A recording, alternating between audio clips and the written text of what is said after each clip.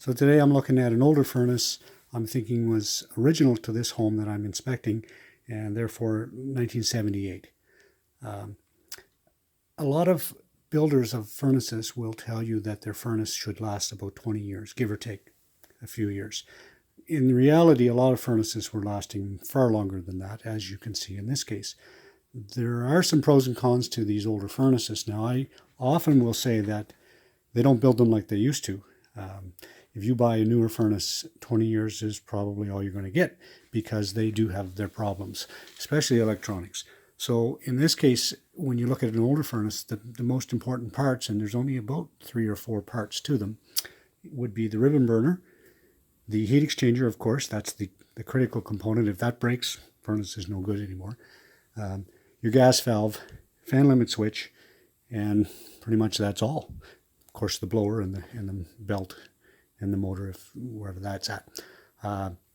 So that's the good news, is that when something goes on these older furnaces, it's usually not too difficult to replace, although sometimes it's getting more and more difficult to find parts for these real old ones. The thing is that they just turn on and turn off, and they work for decades. So if you've got an older furnace, it doesn't necessarily mean that you have to change it.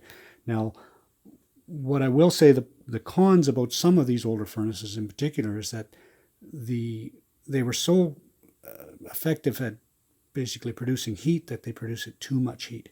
So at the registers, you're seeing 50, 60, and sometimes even 70 degrees Celsius temperatures, which I don't know what would be safe for a small child crawling over a metal register cover, but I can say that at 50 degrees even, which is what this one was today, 53, so it was pretty hot. So I don't know how hot it would be for a baby crawling over it, whether it would burn them or not, but that's something to consider.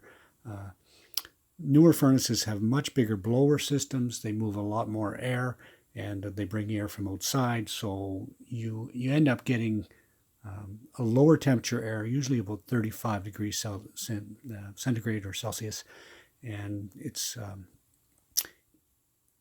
a little more comfortable in the house, whereas a furnace like this is going to get, like I said, between 50 and 70 degree temperature air coming out of the register, so it gets really warm, and then it cools down quite a ways and kind of feels cool before it kicks in again. One other component of this type of furnace is your thermocouple, which again is a part that often will go on these furnaces. But overall, they really last a long, long time. And one other point, the cost of running a furnace like this is obviously going to be higher than running a high efficiency furnace. Let's say this furnace is 65% efficient. So the actual cost of the natural gas, is the good news, is it's so cheap right now that it really doesn't make a big difference in your gas bill. So when you have somebody come in and say, oh, absolutely got to change this because your new furnace is going to last you so much longer and it's going to be so much more efficient, do the math and find out for yourself what the actual difference will be. 20% increase in the efficiency overall is going to be a 20% increase in the gas bill. The actual gas that's used, not the bill itself, because of course a lot of the bill is the cost of delivery, not the fuel itself. So the fuel itself is the only thing that's going to change when you change your furnace.